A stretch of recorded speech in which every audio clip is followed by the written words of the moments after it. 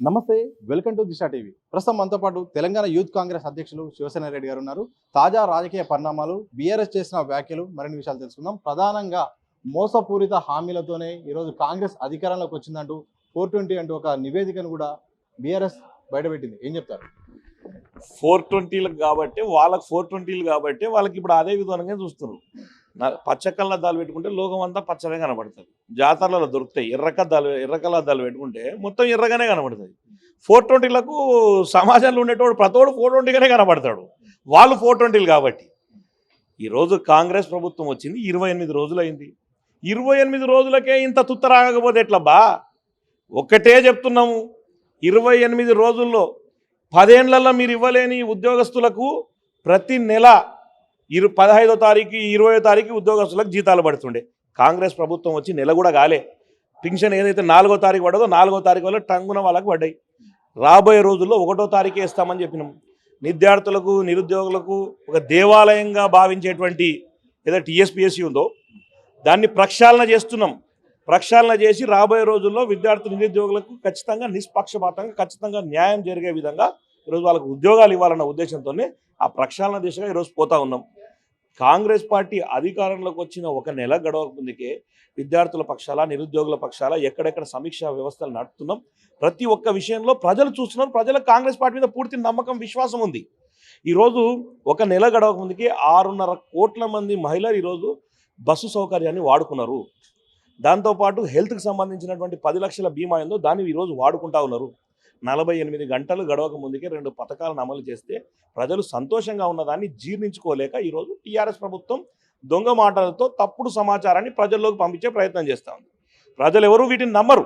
10 సంవత్సరాల్లో ఏం చేసిరు? గాడిదలు కాసిర్రా మీరు? 10 సంవత్సరాల్లో మీరు చేయలేంది ఈరోజు కేవలం 10 రోజుల్లో మేము చేయగలిగినాం కదా. అదే ఈరోజు కాంగ్రెస్ పార్టీ క్రెడిబిలిటీ. ప్రజలు అన్నీ చూస్తున్నారు. రేపు మొన్న ఎమ్మెల్యే ఎలక్షన్లో వాళ్ళకు ఒక గుణపాఠం చెప్పిండ్రు. ఎంపీ ఎలక్షన్లో డిపాజిట్లు కూడా రాకుండా వాళ్ళకి తగిన బుద్ధి చెప్తారు. మరోవైపు మాజీ మంత్రి కేటీఆర్ మాట్లాడుతూ, మేము దేశంలో ఎక్కడ ఇవ్వలేనంత ఉద్యోగాల కల్పన మేము చేసాం, కానీ దాన్ని చెప్పుకోలేకపోవడం వల్లనే ఈరోజు మాకు నష్టం జరిగిందంట. మీరు ఉద్యోగాలు ఇచ్చింటే మీరు చెప్పుకోవడం ఏముంది? ప్రజలే చెప్పుకునేటోళ్ళు, విద్యార్థులే చెప్పుకునేటోళ్ళు. నువ్వే చెప్పినావు కదా, బిశ్వాల్ కమిటీ ద్వారా 2018లో బిశ్వాల్ కమిటీ నేసినావు 1,91,600 ఉద్యోగాలు పెండింగ్లో ఉన్నాయని. మళ్ళీ తర్వాత నీవే చెప్తివి మేము 1,30,000 ఉద్యోగాలు కంప్లీట్ చేసినామని. మళ్ళీ 70,000 ఉద్యోగాలు ఎందుకు చేయలే? నీ ప్రకారం మాట్లాడితే, మా ప్రకారంలో మేము మాట్లాడితే 1,91,000 ఉద్యోగాలు ఉన్నాయని 2018లో నువ్వు చెప్పినావు.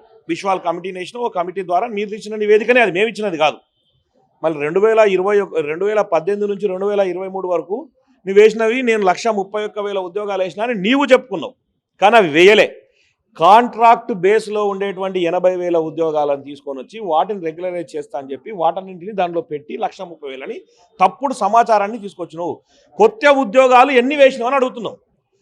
దాదాపు ఈ నేటికి కూడా ఈరోజు మా మంత్రులందరూ సమీక్షలు జరుపుతున్నారు. ప్రతి డిపార్ట్మెంట్లో అప్పుల కుప్పగా మారింది. ఆ ప్రతి డిపార్ట్మెంట్లో కూడా ఉద్యోగాలు ఎన్నెన్ని కావాల్సి వస్తుంది, ఎంత వేకెంట్ ఉంది, వాటన్నింటినీ సమీకరిస్తున్నాం. జూన్ 2కు మేము మాట ఇచ్చినాం. జూన్ 2 కల్లా వాటన్నింటినీ సేకరిస్తాం. ఎన్ని ప్రభుత్వ ఉద్యోగాలు పెండింగ్లో ఉన్నాయో వాటన్నింటినీ సెప్టెంబర్ 17 వల్ల ఖచ్చితంగా నోటిఫికేషన్ వేసి ఉద్యోగాలు ఇచ్చే దశలో ఈరోజు కాంగ్రెస్ పార్టీ ముందుకు పోతుంది. 28 రోజులు అంటే డిసెంబర్ జనవరి కూడా రాలే కదా. నేను చెప్పింది జూన్ 2కు. అప్పుడే ఎందుకు ఇంత తొందర అంటే భయం. ఎంపీ ఎలక్షన్లో ఏదే విధంగా మళ్ళీ పంపించేయాలి, ఈ 10 ఏళ్లలో ఎట్లయితే మోసం చేసినామో ఇప్పుడు కూడా అదేవిధంగా మోసం చేయాలని ఒక అభూత కల్పనను సృష్టించడానికి ఈరోజు కేటీఆర్, హరీష్ రావు, కవిత మళ్ళా ఈ దండుపాలెం బ్యాచ్ మొదలైంది. ఈ దండుపాలెం బ్యాచ్ని ఎవరు నమ్మరు. బరాబర్ కాంగ్రెస్ పార్టీ సైడ్ ప్రజలు చూస్తున్నారు. 17 పార్లమెంట్లో 15 పార్లమెంట్లు కాంగ్రెస్ పార్టీ కైవసం చేసుకోబోతుంది. ప్రజలు కాంగ్రెస్ పార్టీని నమ్ముతున్నారని కూడా విశ్వాసం తెలియజేస్తాం. సో యూత్ కాంగ్రెస్ తరఫున అంటే వచ్చే లోక్సభ ఎన్నికల్లో మీ పాత్ర ఎలా ఉండబోతుంది? గత అసెంబ్లీ ఎన్నికల్లో వనపర్తి నుండి టికెట్ ఆశించి భంగపడ్డారు. ఈసారి నేను ఎక్స్పెక్ట్ చేస్తున్నారు. 100% ఎక్స్పెక్ట్ చేస్తాం. బరాబర్ రావాల్సిందే. ఈసారి కూడా పార్టీ హైకమాండ్కి చెప్తున్నాం. ఎందుకు ఎవరండి యూత్ కాంగ్రెస్ ప్రెసిడెంట్ బరాబర్ ఇవ్వాల్సిందే. అది రూల్. కొట్లాడతాం ఖచ్చితంగా. లాస్ట్ టైం కూడా మేము చెప్పినాం, పార్టీ హైకమాండ్ పార్టీ అధికారంలోకి రావడం కోసం ఏదైతే ఇష్యూస్ ఉన్నాయో వాటన్నింటినీ కామ్గా ఉండాలి. పార్టీ గెలవాలి. పార్టీ అధికారంలోకి వస్తే తప్ప మనం ప్రజలకు సేవ చేయలేం. ప్రజలకు సేవ చేస్తేనే ప్రజలు మన గురించి, ఈ వ్యవస్థ గురించి కాంగ్రెస్ పార్టీ ఒకప్పుడు 2014లో రాజశేఖర రెడ్డి గారిని ఏ విధంగా అయితే అనుకున్నారు అదేవిధంగా అటువంటి పరిపాలన రావాలంటే కాంగ్రెస్ పార్టీ రావాలన్న ఉద్దేశంతోనే ఎక్కడైతే ఎవరెవరికైతే రాలేదో వాళ్ళందరికీ కూడా రాబోయే రోజుల్లో ఎంపీలు కానీ ఎమ్మెల్సీలు కానీ ఖచ్చితంగా సముచిత స్థానం ఇస్తారు, ఖచ్చితంగా ఇచ్చి తీరుతారు, దాని డౌట్ ఏం లేదు. సో గత ప్రభుత్వం పైన మీరు చాలా కార్యక్రమాలు చేశారు, నిరసన ప్రోగ్రాం చేశారు, అన్ని రకాలు చేశారు. ఈసారి అధికారం మీ పార్టీ వచ్చింది. సో యూత్ కాంగ్రెస్ పాత్ర ఎట్లా ఉండబోతుంది? ఆల్రెడీ మేము ఎంపీ ఎలక్షన్కి సంబంధించింది మొన్న సమీక్ష సమావేశాలు మొదలుపెట్టినాం. ప్రతి పార్లమెంట్లో ఎవ్రీ నియోజకవర్గానికి ఒక ఇన్ఛార్జ్ చేసినాం, పార్లమెంట్ ఇన్ఛార్జీలు కూడా చేసినాం. దానికి సంబంధించిన ఎక్కడెక్కడైతే గ్రామ స్థాయిలో కొన్ని రీషఫ్లింగ్ చేస్తూ ఉన్నాం, మండల ప్రెసిడెంట్లను కానీ అసెంబ్లీ కమిటీలను కానీ పార్లమెంట్ కమిటీలను కూడా రీషఫిల్ చేసి కొత్త రక్తాన్ని తీసుకొని వాళ్ళందరినీ ఉత్తేజంగా గ్రామ స్థాయికి మేము తీసుకున్న 6 పథకాలను మేము నెరవేరుస్తున్నాం. ఆల్రెడీ మేము ఇచ్చిన పథకాలను 2 రోజుల్లోనే గవర్నమెంట్ వచ్చిన సర్కార్ వచ్చిన 2 రోజుల్లోనే ఇవన్నీ చేసినాం.